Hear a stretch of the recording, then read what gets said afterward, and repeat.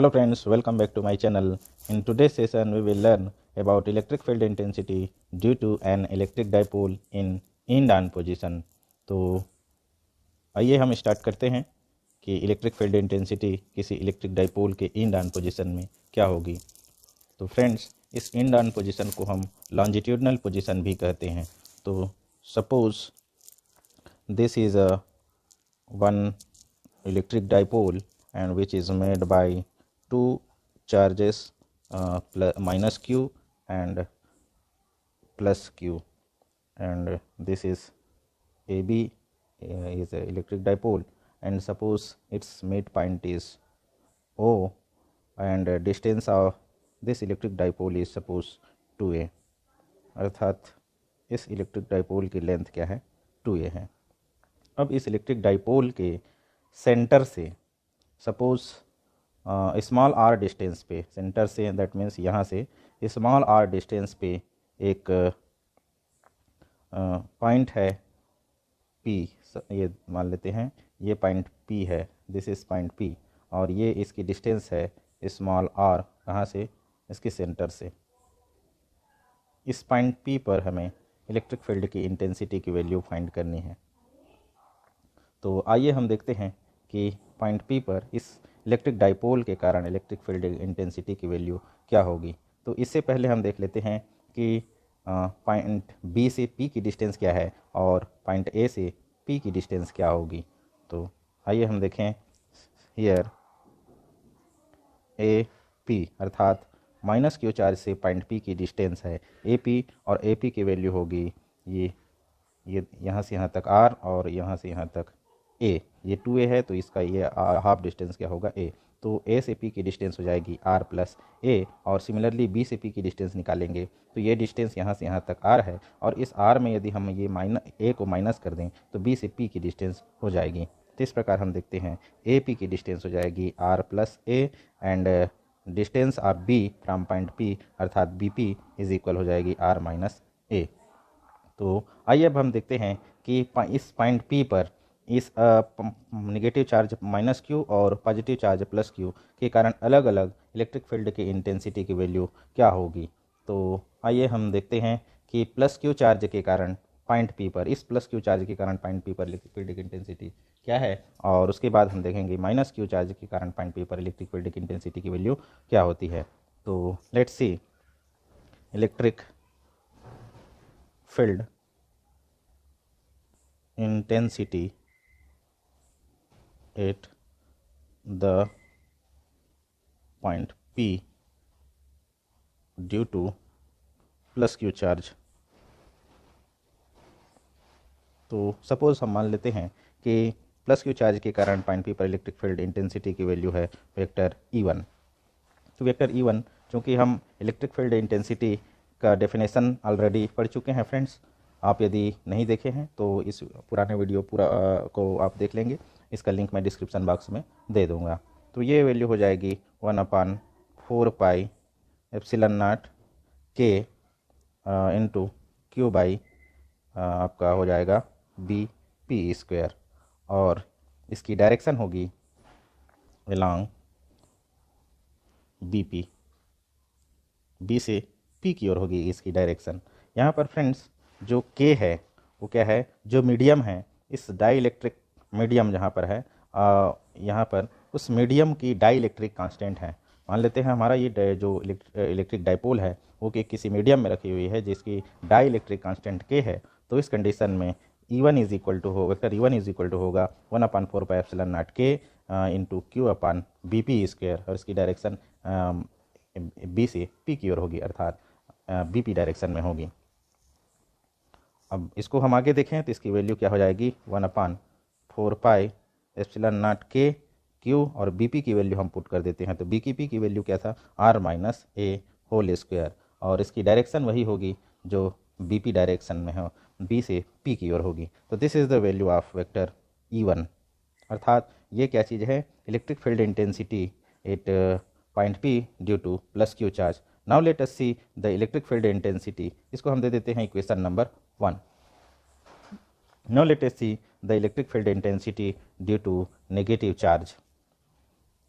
Now electric field intensity at point P due to negative Q charge. Suppose negative Q charge की value है vector E2 और इसकी value होगी 1/4πε0 K और into Q/A और इसकी डायरेक्शन होगी along PA, अर्थात P से A की डायरेक्शन में होगी।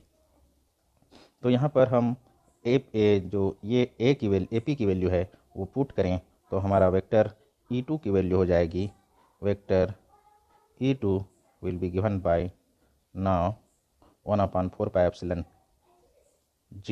K into Q/R+A² and this is the equation number 2। और इसकी डायरेक्शन क्या होगी? इसकी डायरेक्शन होगी P से A डायरेक्शन में।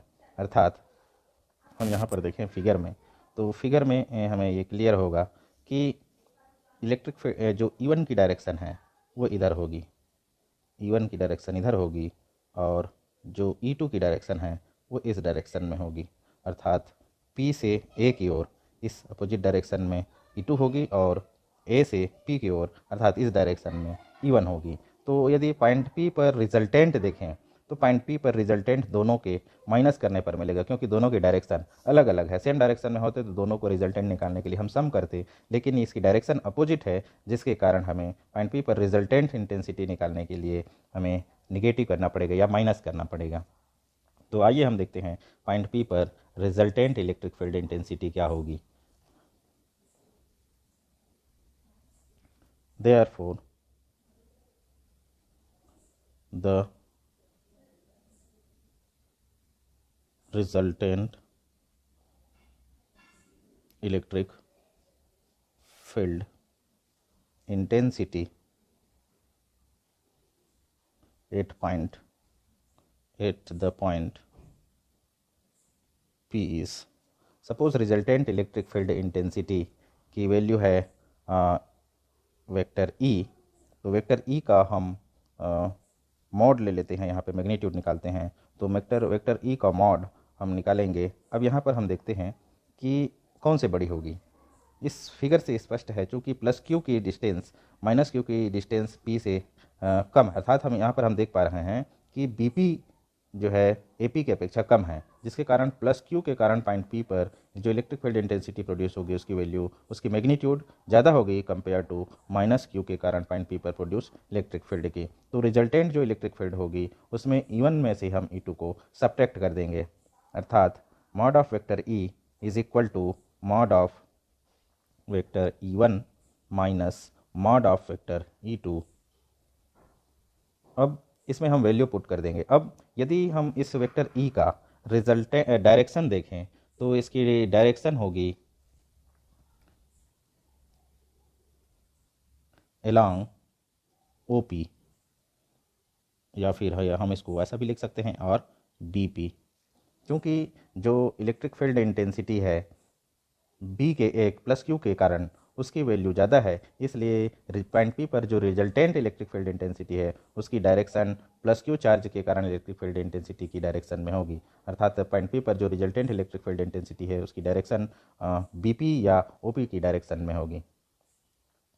तो आइए हम यहाँ पर वेक्टर E1 और वेक्टर E2 की वैल्यू पुट कर देते हैं और वैल्यू पुट करके वेक्टर E का वैल्यू फाइंड कर लेते हैं। तो वेक्टर E1 की यदि वैल्यू पुट रखें तो ये है 4πε0 K Q/R-A²। This is the value of vector E1 और वेक्टर E2 की वैल्यू पुट करें तो ये है 1/4πε0 K इंटू Q/R+A²। अब आइए हम इसको सॉल्व करते हैं। तो सॉल्व करने पर हमें ये दिख रहा है कि इन दोनों टर्म में 1/4πε0 और यहाँ पर भी 1/4πε0 और दोनों में Q है, तो इसको हम कॉमन निकाल लेते हैं। तो कॉमन निकालेंगे तो हमारा क्या आएगा Q/4πε0 K, और कॉमन निकालने पर फर्स्ट टर्म में क्या बचेगा 1/R-A² माइनस, और सेकेंड टर्म में बचेगा 1/r plus A whole square. Now by solving this we get q/4πε0 k, और ब्रैकेट वाले टर्म्स को सॉल्व करने पर आएगा क्या, r प्लस ए की whole square minus r minus A की होल स्क्वायर अपान ये हो जाएगा r माइनस ए की whole square into r plus A की होल स्क्वायर। फिर आगे इसको हम सॉल्व करते हैं तो हमें क्या मिलती है वो देखें, q/4πε0 k। देन अब हम क्या करते हैं, इस सभी में जो फार्मूला है वो अप्लाई कर देते हैं। ये है एक फार्मूला a प्लस बी को होल स्क्वायर के रूप में, और ये है a minus B whole square के फॉर्म में। तो आइए हम इसको सॉल्व करते हैं। तो हमारा ये वाला टर्म्स को सॉल्व करने पर आएगा r स्क्वायर प्लस ए स्क्वायर प्लस 2ra। सिमिलरली यदि हम देखें तो जो सेकंड जो ब्रैकेट है इसका हो जाएगा r स्क्वायर प्लस ए स्क्वायर माइनस 2ra। और डिनोमिनेटर में देखें तो डिनोमिनेटर में क्या हो जाएगा, इस टर्म से एक r माइनस ए और यहाँ से एक r प्लस ए, दोनों मिलके हो जाएगा, एक फार्मूला है हमारे पास a minus B A plus B, तो उसका यूज़ करेंगे तो ये हो जाएगा r square minus A square. और एक और हो जाए, एक यहाँ से हमारा एक यहाँ से एक और r माइनस ए बचेगा और यहाँ से एक और r प्लस ए बचेगा, तो वो फिर से क्या हो जाएगा r square minus A square. तो ये r square minus A square फिर से हो जाएगा, और इस प्रकार ये सॉल्व हो गया। और फिर से इसको हम देखते हैं आगे सॉल्व करने पर क्या आएगी। तो ये हो जाएगा q/4πε0 k, और फिर हम इसको सॉल्व करते हैं, ये ब्रैकेट हटाएंगे, उसके बाद देखते हैं r स्क्वायर प्लस ए स्क्वायर प्लस 2ra माइनस, ये ब्रैकेट हटाएंगे जब ये वाला ब्रैकेट, तो हम देखते हैं ये चेंज हो जाएगा साइन, ये माइनस r स्क्वायर हो जाएगा, फिर माइनस ए स्क्वायर हो जाएगा, फिर प्लस 2ra हो जाएगा। और डिनोमिनेटर को हम दोनों को क्या लिख सकते हैं, इसको लिख सकते हैं r square minus A square की होल स्क्वायर, और इस प्रकार हमारा ये हो गया। अब इसको सॉल्व करते हैं तो ये r स्क्वायर पॉजिटिव साइन में है और ये r स्क्वायर नेगेटिव साइन में है, और उसी प्रकार ये ए स्क्वायर पॉजिटिव साइन में है और ये ए स्क्वायर नेगेटिव साइन में है, तो ये कट जाएंगे। और उसके बाद जो बचेगा वो होगा मॉड ऑफ वेक्टर ई की वैल्यू हो जाएगी, और ये वैल्यू होगी q/4πε0 k, और ये हो जाता है ये 2ra ये और 2ra ये दोनों को हम ऐड करेंगे तो ये क्या हो जाता है 4ra, और अपान r square minus A square whole square हो जाएगा। फिर फ्रेंड्स हमको मालूम है कि हमारे पास एक रिलेशन होती है, since p is equal to q into 2a। ये क्या होती है, this is the dipole moment, इसे हम कहते हैं डाइपोल मोमेंट। तो q इंटू 2a की जगह में हम p पुट कर देते हैं, मॉड ऑफ वेक्टर e की वैल्यू हो जाएगी 1/4πε0 k, और इस q, ये q और ये 2a दोनों में से यहाँ पर से 2a मिलके क्या हो जाएगा p, फिर यहाँ से 2 और r बच जाएगा, तो इस प्रकार ये हो जाएगा क्या 2pr upon r square minus A square की होल स्क्वायर। तो this is the resultant electric field intensity at point P due to electric dipole AB। अब यदि हमारा जो पॉइंट P है, ये पॉइंट P इस इलेक्ट्रिक डाइपोल से बहुत ज़्यादा दूर में हो, काफ़ी दूर में हो, पॉइंट P इलेक्ट्रिक डाइपोल से काफ़ी दूर में हो, तो इस केस में क्या होगी, then R will be much greater than A। जब पॉइंट P इलेक्ट्रिक डाइपोल से बहुत दूरी में हो तो उस कंडीशन में क्या होगा, R will be much greater than A। अब R की वैल्यू A से बहुत अधिक हो तो हम इस जो एक्सप्रेशन है, इस एक्सप्रेशन में A को R स्क्वायर की तुलना में नेगलेक्ट कर सकते हैं। तो in this condition electric field intensity at point P will be equal to 1/4πε0 k 2pr upon ये r स्क्वायर, ये r स्क्वायर और फिर इसका ये वाला स्क्वायर मिलके क्या हो जाएगा, का ये स्क्वायर हो जाएगा। फिर और इसको हम सॉल्व करें तो हमारा ये वैल्यू हो जाएगी 1/4πε0 k, और ये 2p अपान r क्यूब, और इसकी जो यूनिट होगी वो होगी न्यूटन पर कूलम। अब यदि डाइपोल वैक्यूम या एयर में हो, अर्थात इन वैक्यूम और एयर, के की वैल्यू क्या हो जाएगी 1। अब के की वैल्यू 1 हो जाएगी तो उस कंडीशन में जो ई की वैल्यू है वो वैल्यू हो जाएगी, मॉड ऑफ वेक्टर ई हो जाएगी 1/4πε0 2p/r³ न्यूटन पर कूलाम हो जाएगी। और ये सभी एएसआई सिस्टम में है, ये वैल्यू किस में है, एएसआई सिस्टम में। यदि सीजीएस सिस्टम में हम देखें, इन सीजीएस सिस्टम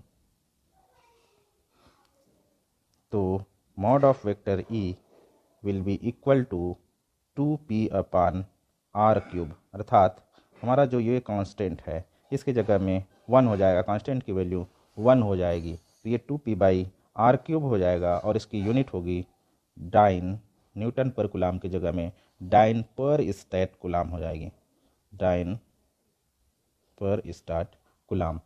तो ओके फ्रेंड्स, आज की क्लास में बस इतना ही। If you have any doubt then please ask through comment box, and if you have not subscribed till now then please subscribe to get the notification of every new videos. Okay, thank you again for watching my